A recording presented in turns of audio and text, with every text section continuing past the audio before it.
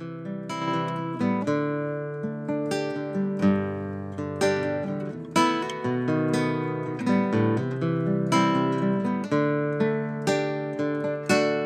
gladly pay you by the hour for a minute or so, so you can sign off on the towers where they'll piss on your home. And if you feel like you're just powerless to answer them no, it's 'cause you are.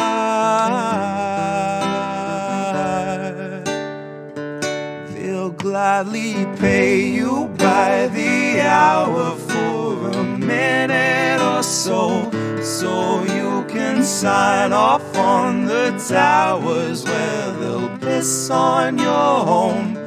And if you feel like you're just powerless to answer them no, it's 'cause you are.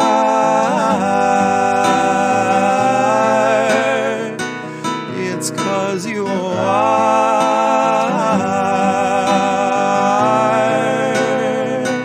They'll gladly stagnate a living wage, snap the chains, bury it.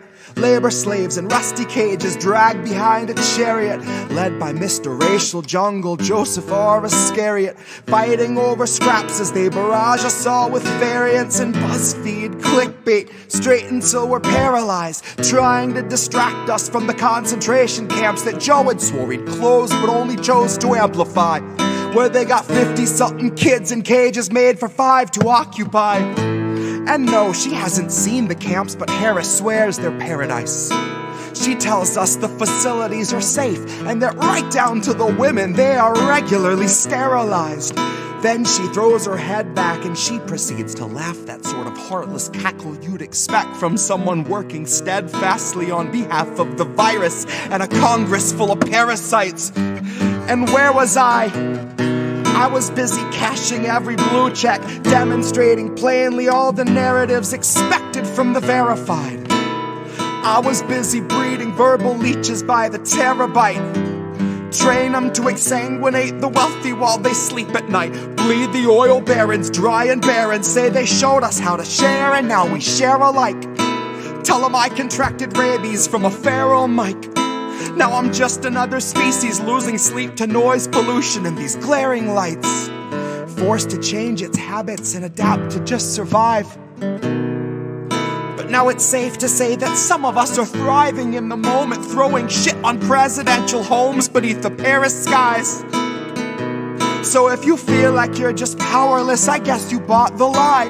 But I can tell they're petrified of our collective might, 'cause I can hear those gentrifiers weeping at the sight of our collective rights. And I only can imagine the intensifying fear of knowing revolution's near, and all that's left to do is simply wallow in the thick anticipation of a rabid bite. And baby, one day you can ask your leaders just what that was like before you grab a slice. So if you think you're powerless, allow me now to change your mind. Honey, if you think you're powerless, allow me now to change your mind. See, they'll pay you hourly, tax them each apart, and build a shining tower out of loopholes and cards, and tell you that you're powerless to keep you in the dark, because you aren't, because we aren't. You see, they'll pay you hourly, tax them each apart, and make you build a shining tower out of loopholes and cards, where they'll tell you that you're powerless to keep you in the dark, because you aren't, because we aren't.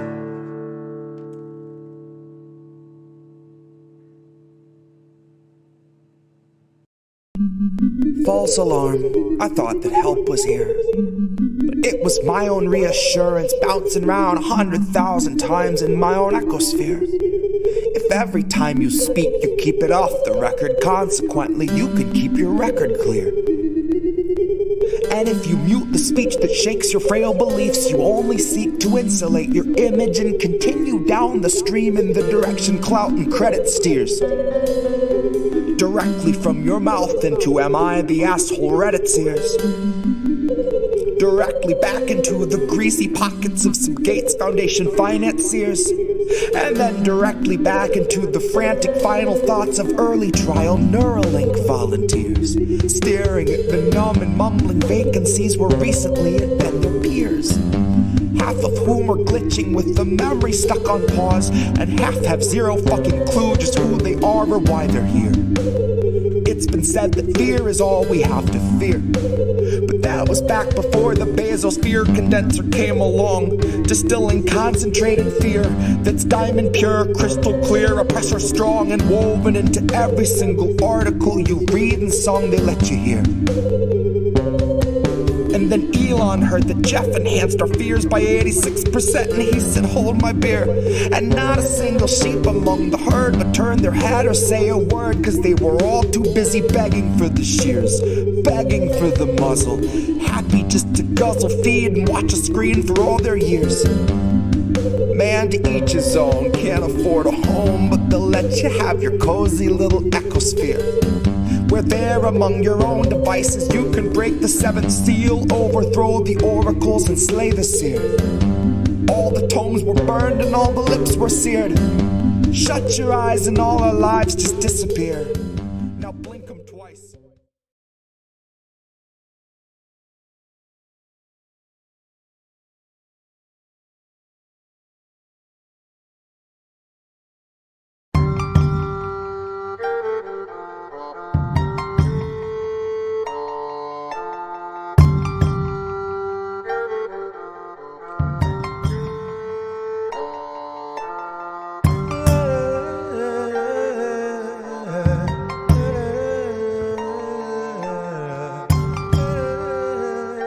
Welcome, everyone. It's the Politics of Survival. It's been a few weeks, and thank you for coming so late at night tonight to come see me. I took a bit of a break. There's a lot going on, and I'm back with someone really special to all of us. And I got many private messages saying they were staying up late just to watch the show. So thank you for doing that. And thank you to Reade, who's on the East Coast. He's even later. And thank you to my guest, who works at the State Duma in the Russian Federation, Maria Butina. Thank you so much for joining us, Maria. Hi. Well, I guess good night. Good morning for me. Доброе утро or доброе Доброе утро. That's right. Доброе утро, since it's still morning. Da. There you go. So for those who may not know your story, you were kind of blasted all over the headlines in the US a few years ago when the US government decided to arrest you and imprison you under the Espionage Act. And if you could kind of just explain to any viewers who may not know who you are and how that happened. Well, it wasn't even Espionage Act. It was Article 951 US Code, which basically means acting as a foreign agent. But later on, they decided not to charge me with acting as a foreign agent, but I was charged as an attempt conspiracy to act as a foreign agent in favor of the Russian government. Well, in fact, I'm the only one conspirator in this mystical conspiracy. And I won't stop on my case precisely. People can watch it out. But the worst probably in this story, and it's related to the topic of our conversation, your Tara story too, was that the original claim of the government was that I was kind of a sex spy. Later on, if you Google it right now, in fact, you will see that the prosecutors actually apologized, and they said that they misread the messages on my computer, but still I'm considered everywhere as basically, well, I won't use the impolite word, let's use the sex spy word. And until today, they just simply ruined my reputation so much. And I watch what's going on in American news and also follow some Twitter messages, and they still see the speculations like, oh, she knew him and, he was somehow influenced by Russian politics, and such senator and this senator, he was in relationships with Maria Butina. I don't know these people. Like, they just put this claim out, and so I served my term, but they still use my name just to compromise some person. These poor guys, I've never seen them. And they never showed even one person I would, take advantage of using some, special sex skills. There's nobody. They apologized, but who cares? Well, they did what the corporate Western media does a lot. They smear, they don't apologize, and they don't retract. And, I think, something about my story, that when I came forward, I was immediately called a Russian agent, immediately discredited and smeared because I had spoken publicly about my support of Russia and Vladimir Putin. And so for that, I was punished by the New York Times and Washington Post and Daily Beast. And, so I feel what you're saying, and they ruin your reputation, and they take a wrecking ball to people's lives if they don't think the way, you're supposed to think in their eyes. But the difference, what I want people to know, the audience to know, is you have a master's degree in international relations, and you really were sincere about a friendship between Russia and the United States. And right now, tensions are very, very high. But at the time that you were at American University, it wasn't amped up like it is quite right now. And you were really sincerely just trying to bridge and hold dinners. And I mean, that was my impression. Would you characterize absolutely. that way? Well, this is actually my third diploma, and basically I would call myself as a teacher, a scientist, as an enthusiast in peace building and political science, because I have 3 diplomas with excellence, 2 from Russia and 1 from the United States. I passed, when I came to the States, I passed all the exams. And I was working with one of the professors in business school. So there was nothing in my reputation even close to the sex spy. And so my hope is to have peace for the world. It was my hope. It is my hope. And I do know some, unfortunately, I can tell only some Americans who are still, I'll call it sober. I mean, not drunk by the Western propaganda, because you know what? Yes, the Western media, all this, I put in them in quotes, friends, they never apologized to me too, that they just destroy the reputation, then they misread, and then, well, basically this is fake news. So what they make people to think that all Russians are bad, which is not true. So I came to the US and I was studying, and even now when I look around, I see you're on the using this video service, and I see you, and I know how their typical house looks like. My apartment, oh, I see a dog, I guess. Well, That's my cat. apartment, Yeah. so, oh, okay, that's nice. So it's very, oh, cute. What's his name? Is it she? Well, I have Okay. one named Che Guevara, and then this one's named Ben. So see, it's like you're very close to me. So I know how the typical apartment looks like. I know the doors, and I appreciate and respect your culture and the way of living of many Americans. I've seen rural America, and I've seen the capital, New York, and many, many states. So I do have a respect. And the only thing that Russians and me, myself, wanted is to have a mutual respect, which is, I think it's kind of logical. That was my purpose, to host dinners.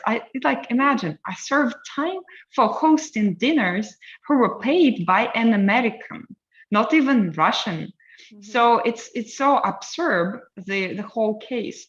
But today, I wrote my book, and now I told you that I'm, kind of short of time because I'm working on a good translation in English, because no one publisher, guess what? So they mention my name in all the time, using me as a political, somehow, just a thing. But nobody is interested in reading my book, The Prison Journal. You kidding me? So no one publisher is interested. Okay, fine, I'll put it online. I don't care. Yeah, I mean, I want people to know the truth. Yeah, you can self-publish too on Amazon, but I understand your pain, because I've gone through the same thing with my book. It's when you're suppressed. It's when the Western media and the powers decide to, because 22 corporations own all of Western media. So that's very few people that own the messaging. And it's very, tipped to one point of view. So as you know, from our last conversation, I've pushed back very hard on the Russophobia.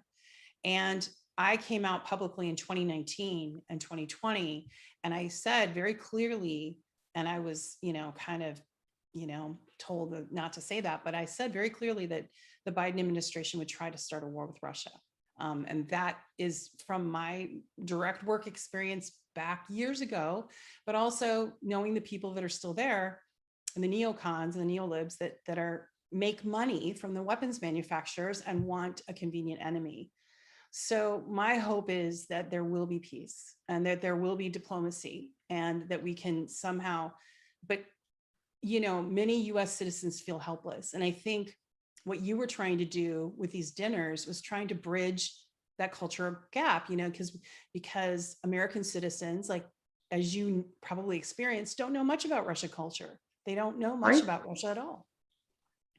Well, I would say that many Russians don't know a lot about American culture too, which is very complex and very interesting from state to state. And what was my goal was basically is to create a bridge, so just average people who have similar problems and they have similar issues and know how to solve them, they can talk. So the best base for peace is having a conversation between people, not between politicians. We see that the political, wind could change, but when people are friends, when there are student exchanges, and by the way, today working for the State Duma, it's the lower chamber of Russian parliament, I asked my colleagues to give me the issue of foreign students. I do today help to foreign students to study in Russia. Why do I do it? Just because this is the best base for peace. Look, one day I watched the interviews that are going on online, and I know some people sometimes feel that their Maria, they knew, the Americans, she changed. I have not changed. I still believe in peace. And I do what I can to create this civil diplomacy, because if I give up, it means they win, and I'm not gonna. In this situation, it's not going to be my defeat. I will fight and I will build bridges with the nations, with the countries that want this peace, but also not all Americans hate Russians. I still have a hope that there are people who actually realize what's going on. I just several days ago, and I know you will, you saw this letter that I wrote to some. Like long time ago, she was a symbol for the Soviet Union, Angela Davis, and she's now, she now works in California. I was following her interviews, and because of one issue, it has nothing to do with politics, okay? It's about civil things. So she has been fighting for the female rights in American prisons. And as a person who spent 1.5 years in 6 different American prisons and jails, I could tell you that something wrong is going on and nobody is allowed to see the truth. So I wrote this letter to Angela Davis. I put it online and I sent to her.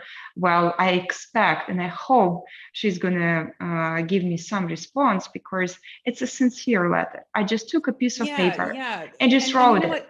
Reef, could you put up the letter? Because we have it. I went ahead and pulled it, the link. Reef, could you put the letter up so the viewers can see where they can see it on RT? Because you can still get RT on Rumble and you can still, great. So there it is. I'm not going to read it right now, but could we get the headline? There we go. So Russian MP Maria Butina, Angela Davis, please bring hope to these times of darkness. And so my basic point is two things. Please look at the conditions in American prisons and how they treat females when they even don't give pads to women. Like the walls are covered with blood. Like, this is not normal. This is not a civilized society. This is one thing. And the second, please, the most important point, you have 1 month until the midterms. And please make your politicians to talk about it. What led these women to be in jails and prisons? Why are they locked up for years and years? These are incredible terms that they give them in prison. People plead their cases. They're going to plead to anything because they know there is no justice.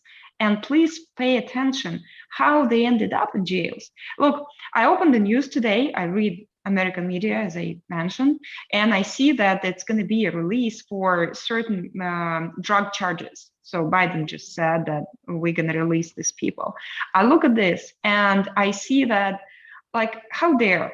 Look, he's only talking about federal charges, the minor federal charges. What does it mean? How about it's just 6,000 people maximum? And today, the United States has the most prison population in the world. So it's no more than populism here. He just wants to look good. This is first thing. The second thing, as a person who actually lived in the United States for 5 years and studied at a school, I know what it means. It means they're going to give an amnesty, like they will allow to vote to former prisoners. So they support Democrats on the elections coming. Okay, it has nothing to do with issues about ideology, because I have very mixed feelings about this. So we will talk about it, how being in prison completely changed my views, and how from being like a libertarian, I became a person who actually believes in socialism and believes that people and the government must help to those that cannot help themselves. Okay, the prison changed me. But this is a different issue. So they give this, media coverage that they're gonna release many people from prisons for minimum charges for drugs. Okay, it ended up to be very few people. Then they give them the right to vote, so they actually can vote Democrats. How about the state charges? The majority of drug cases, I served time with these people. They are actually state charges. They're there for years and years. And by the way, usually they don't give them just, like a minor violation. They don't. They give them just for being drug addict and being somewhere around drugs. They can give them 35 years. And this is not just what I say. It was a woman with me who actually, she was an accountant, right? But she is drug dependent. So how about treating her? And they gave you 35 years. Like this, you see her here and there. It's everywhere in the prisons. So if he wants to talk about some important issues for American families, like I won't touch your issue about abortion. I don't have a precise knowledge about it. But what I know precisely is the Blacks that have their families broken because of poverty, because of their kids, they can't have a chance to go to a normal school to learn how to read. I have seen many females, many women who don't even know how to read.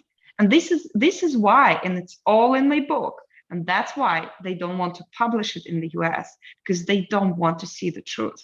They just close their eyes. They play their games in, giving more money to their, I won't even mention Ukraine, just to foreign campaigns. How about average Americans? How about Black ghettos?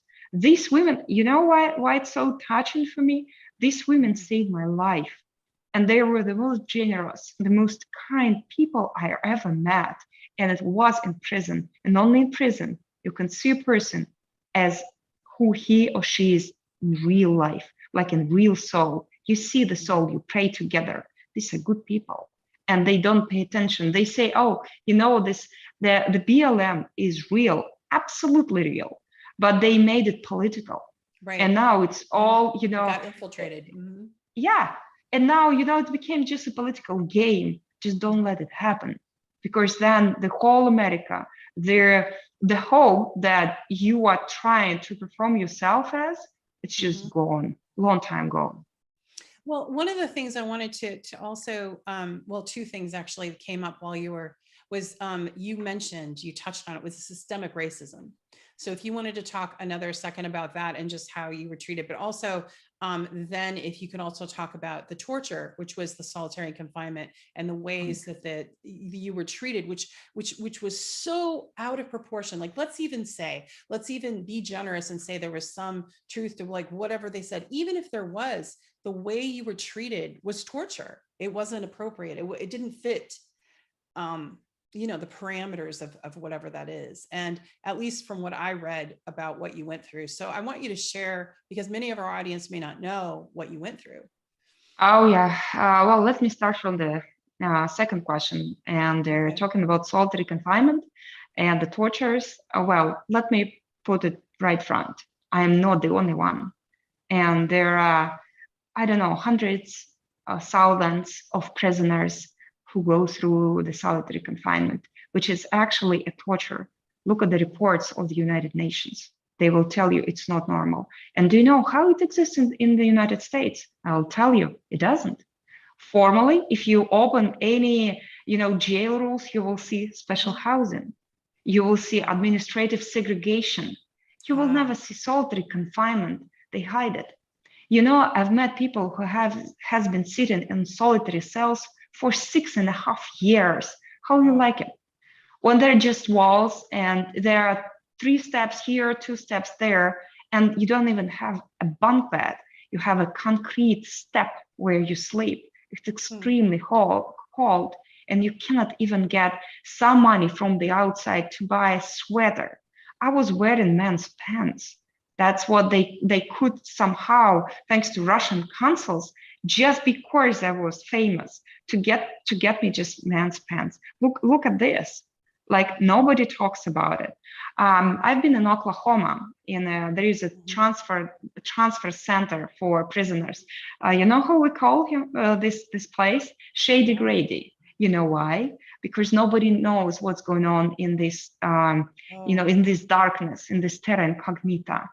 But I'll tell you, they put me on solitary confinement there too. It's the special block on the 3rd floor where they typically keep men, but on the 3rd floor, they have a special unit for people who are in solitary confinement. So here were my bunkies. Like, you have an hour in turns, you go outside to a little room where you have a microwave and TV, 1 hour a day, okay? 23 hours you spend in the cold, very wet because they were very rainy, so water is everywhere. You basically, it's like a hell, an iron hell, and it's a box in the box, so you don't see what is outside, you don't have clock, you don't know how much time is it, okay? This is your conditions of survival. Anyway, I know who my bunkies were. They were not with me, but in different cells. So one of them, I'll give you an example. She was just mentally ill. She was, talking different voices. And when I would look at my little window in the door, I could see that she's really not well. You cannot put these people in solitary confinement. It doesn't help. It tortures them. And then, she was too loud and the guards didn't like her. Do you know what they did? They just tightened her to the chair, to the special chair. So she stays silent. It doesn't make any voices and doesn't run around her cell. Just tighten.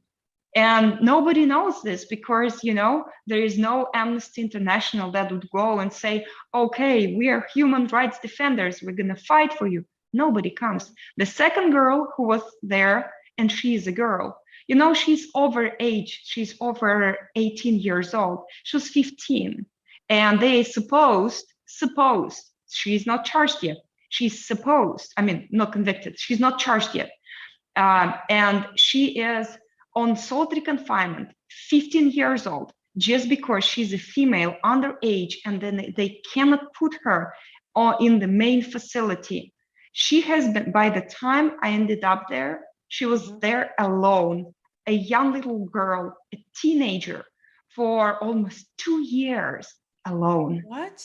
Can you imagine that? No, it's horrifying. It's horrifying. It's terrible. Yeah. And you try to put this word out, and why I'm talking about this, why I fight for the rights. By the way, she was native, and we were talking about native culture, because Oklahoma, the majority are Native Americans. Right. Does anybody hear their voices? No. Does anybody want to hear their voices? Absolutely not. And God gave me a chance to speak publicly, and thanks to you, Tara, I could, you see how emotional I am about this, because these women were around. I just can't close my eyes. and don't pay attention, I'm going to fight anyway. Well, I'm glad that we were able to, bring you onto the show and connect you. And I'm hoping to connect you with others to let your voice be known, because it's really something that Americans don't talk about a lot, and it needs to be. And you talked about the institutionalized racism. You wrote that letter to Angela Davis. Oh, by the way, about institutional racism, let me address this issue. You know what? I can talk about these things. I know there is a political correctness in the United States, but I'm going to tell the truth. You know what? I've been on the top of American political circles. I've been on different conferences in different private clubs. And guess what? In all private clubs where I have been, the majority of the servants are the Blacks. And nobody talks this, okay? Nobody talks about it. Nobody talks that when you go to a restaurant, you're gonna see only people working low wages. And these are the Blacks, they are Latins, and the same people are gonna end up in prison. They have no chance and no rights. There was one woman with me, she was from Mexico. She had a boyfriend, an American boyfriend, twice her age, and they had a child. So he just one day he comes, it was her birthday, and he just takes the child away from the mom. So she starts screaming and she's like a little Mexican. She's trying to fight him, saying like, give me my child back. He calls the police. Guess who ends up in prison? Her, because nobody cares. So they bring, and now I see all this news about, they're bringing more immigrants to the United States. And you know what I can say? And you exactly know why do they need them? Because they're going to vote. They're going to vote with no IDs, all these people, but nobody else. But after that, after the day X, nobody cares. How they're going to survive, how they're going to go to schools, what their kids are going to eat. The majority of people will end up in prison because at 14, they ended up being prostitutes to earn their living, okay? They're gonna sell drugs because their best friend is gonna be the guy who sells them to other boys, to all these rich politicians and stuff. All these girls in prison are talking about who are the best clients, the worst clients. They know them all. Now they put these ads online. And it all exists in America. And when now I read the news where they talk about, the equal rights, oh, you kidding me? Like I've seen it. Go in prison, talk to these people, and talk about the equality to the people that cannot even read their charges because they don't know how. That, by the way, they put me on solitary for helping them. Is it normal at all? If people don't know how many years they're going to serve, this is the reality. Yeah, it's been terrible. Now, you've been, I'm sure, watching from afar how the justice system is coming down now on free speech and freedom of the press. And now people are being deplatformed, they're being threatened. And, I don't know if you knew, but I had Ava Bartlett on the show, who is a Canadian journalist with also an American passport, but she's on the Ukrainian military kill list and she's reporting from Donbass, and her Canadian government threatened her. And, Alina Lip, Germany's threatening to jail her for 3 years simply for interviewing people of Donbass that were happy that Russians were there. And just that broadcast made it so the German government shut down her bank account, fined her, and then threatened her with prison. So I have this. Yeah. So you've been watching this. Like, have you watched this evolution? Doesn't seem like it's getting better, does it? It seems like it's getting more authoritative here. Don't you think? It looks quite bad because, I think it was like 2012, when there was one journalist from the New Republic here, and she wrote an article about the Right to Bear Arms, their NGO that I was the head of. And, it was quite a balanced article. Well, it wasn't in my favor. It wasn't against me. It was like, something in between. And that was, I won't say it's a perfect example, but it's somewhat investigative journalism. When you can actually go inside, do fact checking. I have a friend in the United States. I won't call his name, but I hope he's watching. He knows. I just don't want to put him in danger. But one day he taught me what a real journalism, really book writing is. It is when you check every fact and when your article is balanced, when you give one person the chance to talk and the other person a chance to talk and say, okay, from this point and this point. But when all the articles that you read online are just, like they're copy pasted. Well, there's State Department. They call them stenographers now for a reason. A lot of the Western journalists are called stenographers because they're just repeating. It is getting worse. U.S. State Department talking points, and so that doesn't help anyone because critical debate makes things function better.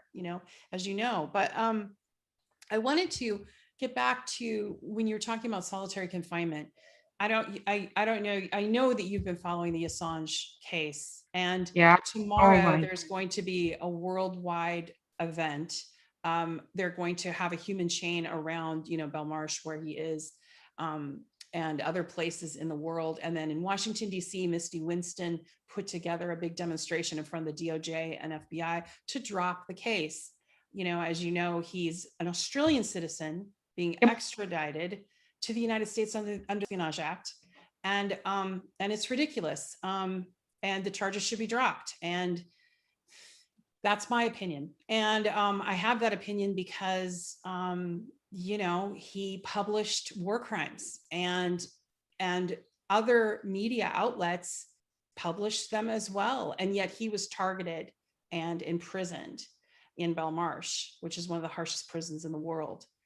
And I guess I wanted to ask if you could talk to people that are at that demonstration, what would you say about Julian Assange's case, what he's facing, and what your thoughts are about it? Well, I would say you guys fight. You fight for his prison, for his freedom. And you know why? Because they're gonna bury him alive.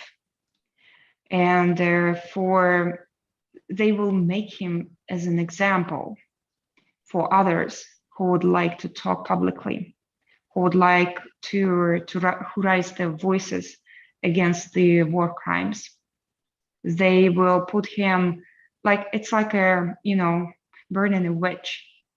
And what they do today, they make this case maximum publicly, so everybody knows that they should shut up their mouths. The same they did with the people on the 6th of January. Many of them were just trying to show their position. Some charges, as much as I can see, they could be real. Some people were aggressive. This is true. But some people just came there. And they are charged for years in prison. And the extreme charges of money that they can never pay. So they can pay, they go to prison.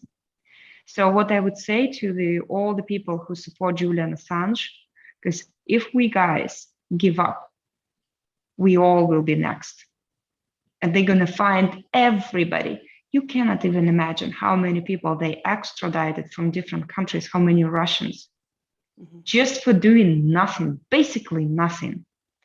Even these people, even when they did something, it doesn't matter how the United States can just go to any country and take a person they don't like. It doesn't work this way. There should be safe places. There should be a fair court. How would you imagine the jury is going to react on Julian Assange? Guilty. And if one person is against, they just put all this case on hold. He goes back on solitary confinement, and it can be until, anytime. There is no time limit. He could stay there forever. They will just, have one person who disagrees with the decision of the jury, and it goes on and on and on again. I know this because I was given the same choice.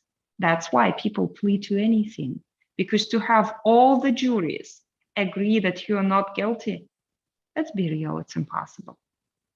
look at the percent of the people who were convicted, 99.8, sometimes 0.9, you're going to be convicted. You have no choice. And what they do with this Assange, and they will, I know the conditions, they're going to put him on solitary confinement.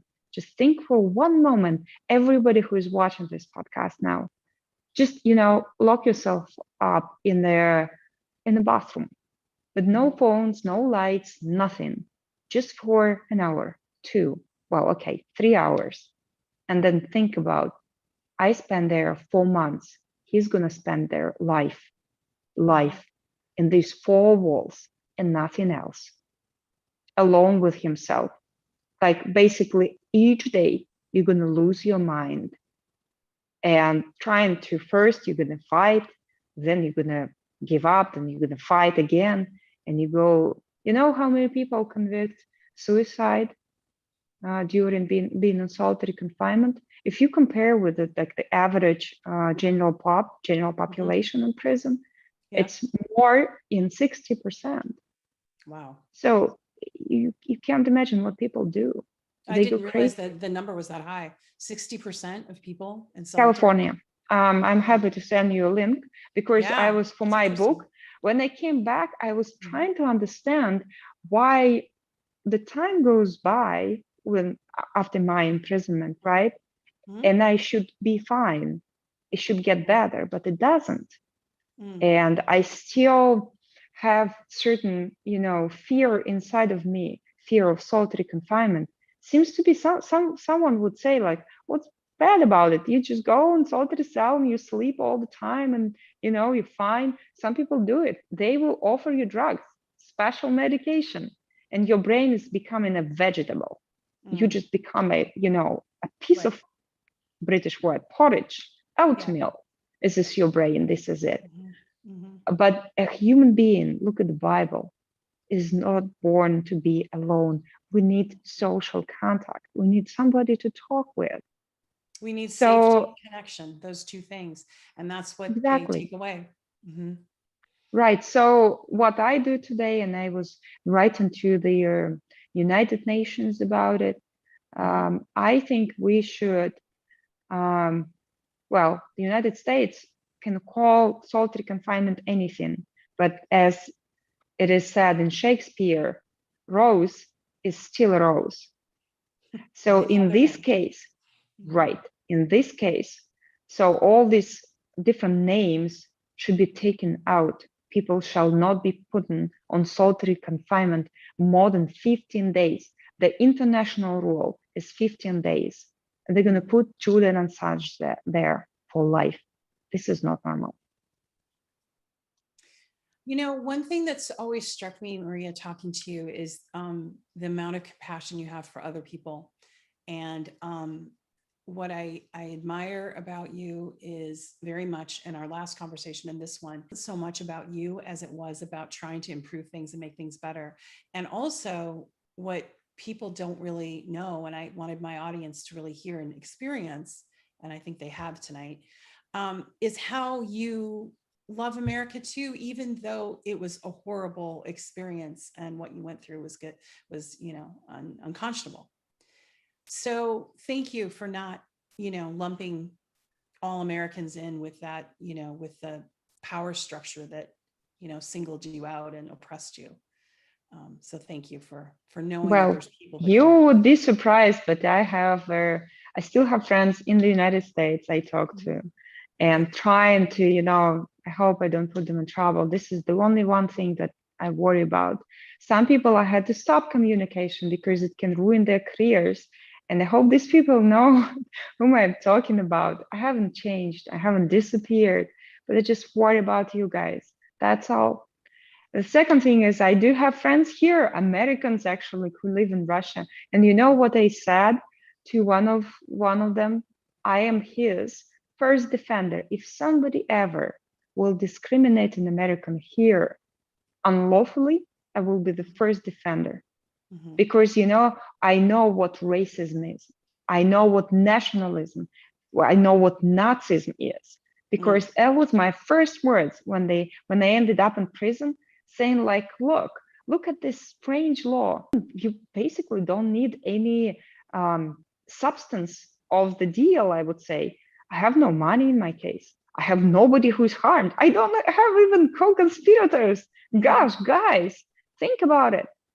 But I'm still a horrible who? I'm not a spy. The government said I'm not a spy. So who I am? I didn't get any money from Russian government, no support. The money that I got from my education were from Americans.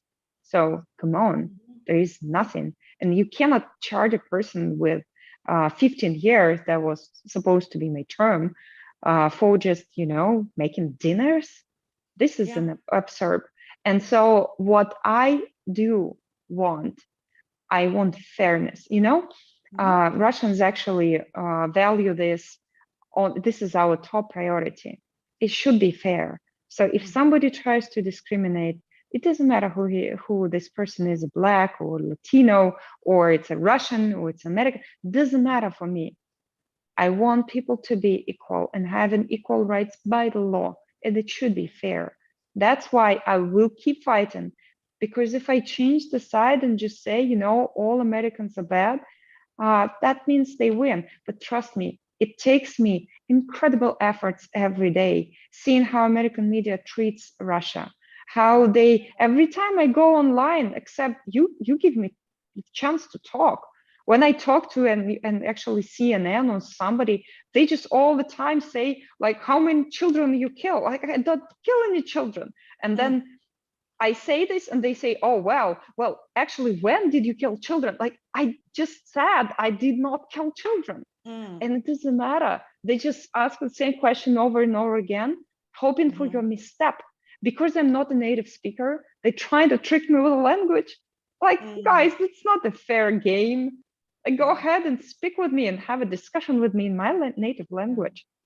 By the way, I'm surprised I still can speak English. So I talk with my American friends, and they keep in my heart a hope that there are good people around. And Tara, you're one of these people. You're a fighter, because saying they are going public, I know what it means. I did it involuntarily. They put me in prison. My case became public. But you actually knew you're going to put on the stake on the desk all your life, knowing they're going to ban you, cancel you, they're going to hunt you, but still you are for the truth, and they respect you for this. You show me that there are really good Americans, and they do exist. And I hope among our listeners and viewers of the podcast, there will be more of them, that they will actually bring America back. I hope so. I really, I love Russian culture. It's 1,000 years old of beauty, of innovation, of science. I really believe that Vladimir Putin was correct when he said we are entering a multipolar world. And I think if America could just be part of the multipolar world and accept that it doesn't have to be unipolar, there would be more innovation and there would be more wealth for everyone.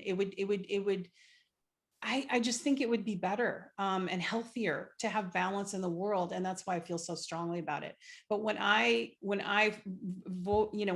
kind of vocalized those views and wrote a blog about that in 2018, I think, or something similar, it wasn't accepted well, but people accept it. It's just the power structure doesn't want that to get out. But that's what I just wanted to say is America can do it and can be a part of multipolar world. I don't want to make to put their sign of equality, meaning to put on one side American people and American government. There are great Americans, and they should go and they should be in charge, not those crack politicians that you see. This is incredible. $67 billion has gone to Ukraine. Meanwhile, we're having 40-year high inflation. We have 27% of children in this country that are in poverty. 22% of Europeans in England, in England, Ireland, and Scotland, they're all in poverty. Like, that's a quarter of the population now because of well, give you just a simple example that I watch every day is, this baby powder, this special thing to make milk for babies, for little babies. You know how you actually ended up having such a deficit it doesn't produce, they don't produce it in the United States. So here's the problem. For years and years, the corporations were promoting for females that they must feed their kids from the early days with this special milk, artificial milk. When these kids actually need natural, look at the recommendation of all Russian international groups, doctors, they will say, this is not normal, but they wanted more money. They just wanted more money because it's a huge market. And today they have a deficit. And what government does? Nothing. They just go, oh, go ahead and do whatever you want. But if your kid is crying and he wants milk, what you gonna do? This cruelty, double standards. It's been a crazy thing with the supply thing. There's been other things that have been out of supply too, because our infrastructure is collapsing. I mean, what you're watching is a slow collapse. And I don't know, nobody wants to say it out loud, but it's what's happening. Capitalism is reaching a certain point, which is a political theory that hits a point where there's a problem and there's too much greed. And I think that, we're at that problem where very few people have a lot of money and then the rest of us don't. But I wanted to, because we are live and have an audience, Reif, I wanted to check in with you to see if there's any questions for Maria. Or comments. So are you yeah, we got some comments. So Jeannie Colby said it's really something hearing people in other countries speak about things that pass as normal and okay in this country with outrage and horror. Why don't we see it here in America? If you have any thoughts on that. Well, yeah, I think you guys see it, but sometimes, see, the problem of total crazy political correctness, as they call it, in reality, it's just simply a ban on the freedom of speech. Look, what they did in the United States, even when I was, around you, it wasn't appropriate to talk about politics because, you can touch somebody's feelings. It's not appropriate to talk about religion because, you can touch somebody's feelings. It's not talk about that let's say you just want a family, mom and dad. It's not normal because, you were supposed to be, against minorities. And you also cannot talk anything. I don't mean criticize. You can't just even talk about it. So, and since nobody talks about it, sometimes you need I would call a stranger. I'm not an American, but I can talk about I can talk about these things because nobody else, people are scared.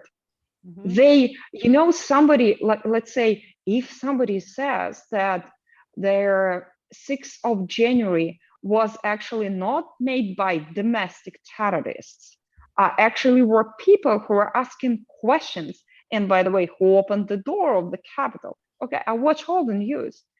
But nobody even puts out a question, or you will be called a domestic terrorist. And your kids, your own kids, can actually go to the FBI and put you in. Like, this is in America. You want guys to leave?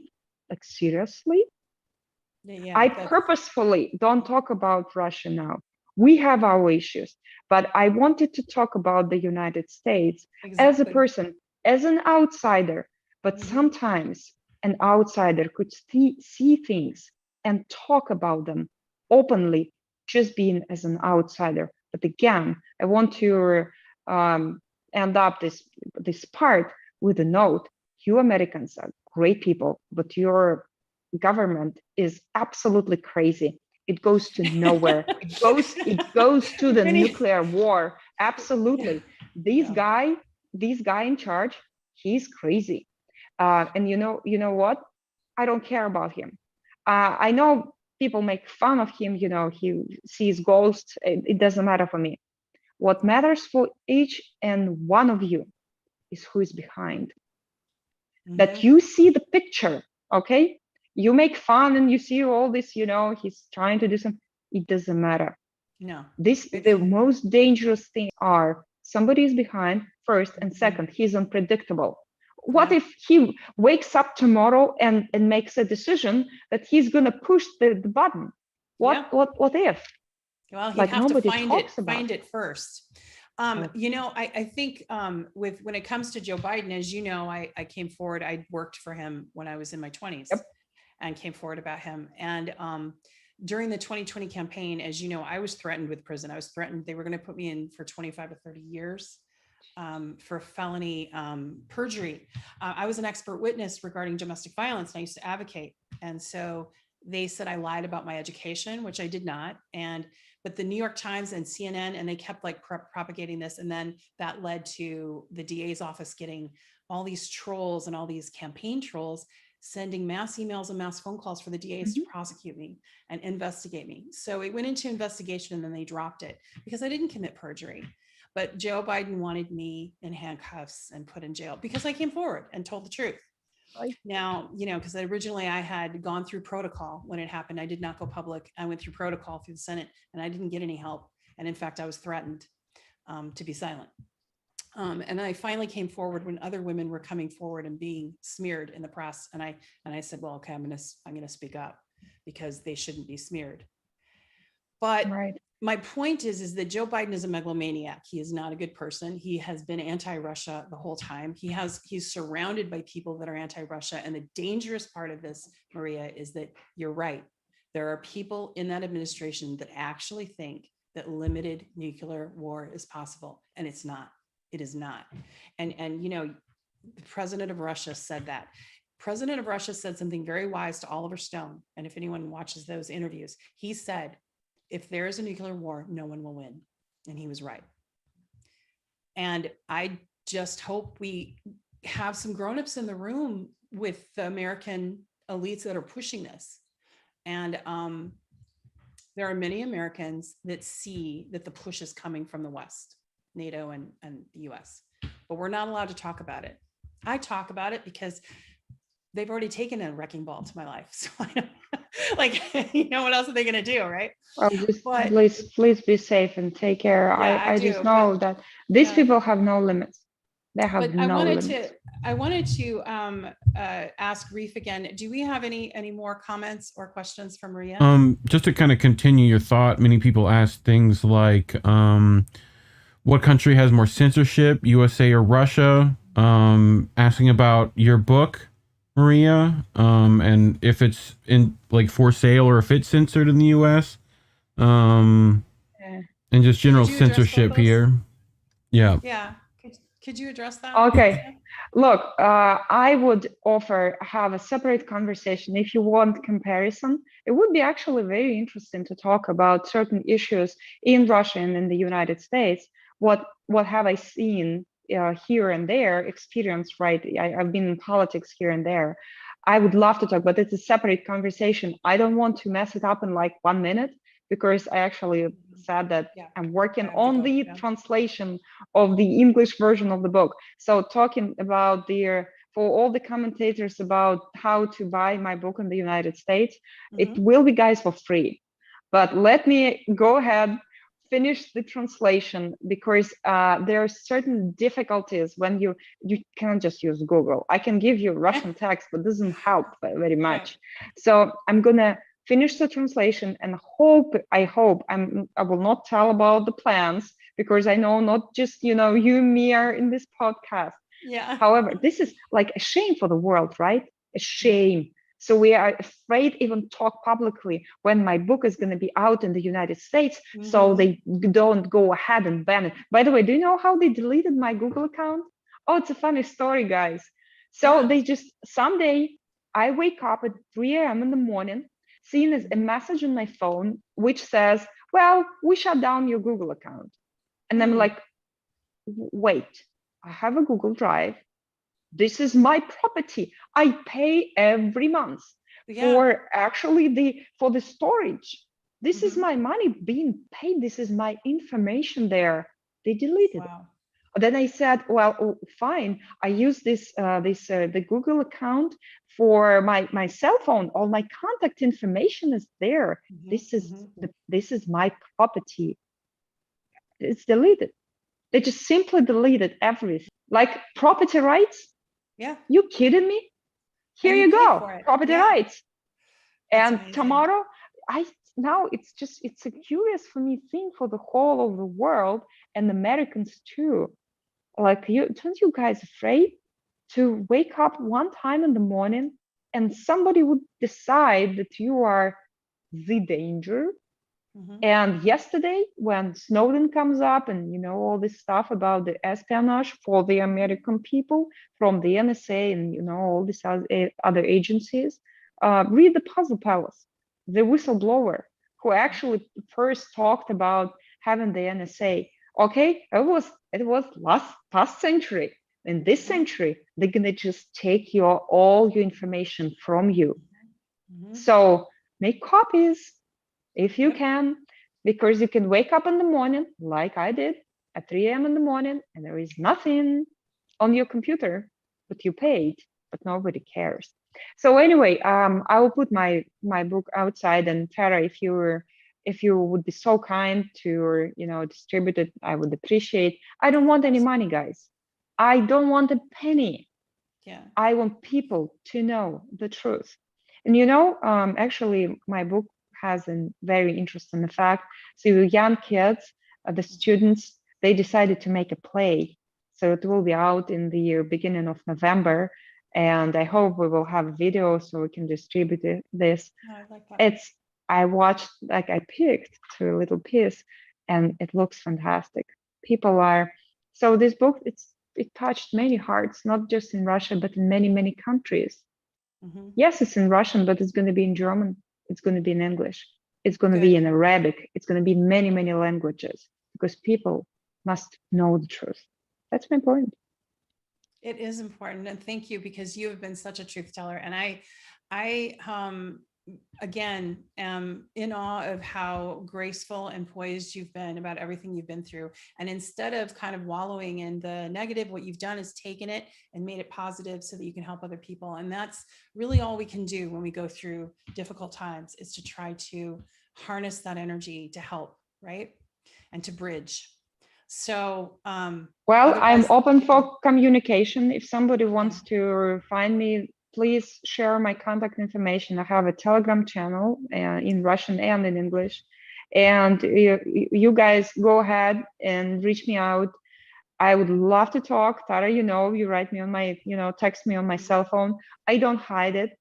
After 4 months of solitary confinement, I guys love people. I love people. I know what social really means. Not social when you just have drinks and, you know, hang around together, but social when you have close soulmate. Each and everyone is a soulmate for me today. I'm happy to talk, and, you know, thank you for having me around. Oh, well, we're going to have you back. We'll have you back. And hopefully, you know, our countries will know peace. And today it's still, because it's still before midnight, it's still Vladimir Putin's birthday. So I'd like to wish him a happy birthday. And, you know, and I hope that he's doing what any leader would do in protecting his nation, protecting its citizens. And I hope that our friendship between America and Russia will happen again. And, you know, but it'll happen, like you said, citizen to citizen, people with each other. And that's the best we can do. In the meantime, all of you listening and watching, please follow Maria on Twitter. And also I will post the Telegram channel that she has. Do you have any parting thoughts? I wanted to leave the last words with you before we leave. No. You made it perfect. Thank you. All right. Well, it was wonderful to spend time with you again, and I'm truly honored. You're a brave warrior for truth. So you take care. Thank you so much. Let's stay together. Thank you, everyone who is listening and watching. And we'll see you next time on Sunday. I'm going to be talking, Monday. We're going to be talking to Vanessa Beeley, who recently was watching the referendums in Donbass, and she's going to be talking about the EU trying to sanction her. So we're going to have those conversations. So join us then. Thank you, everyone who tuned in. Please subscribe and like, and look below at the links and follow Maria. Take care. Good night, everyone.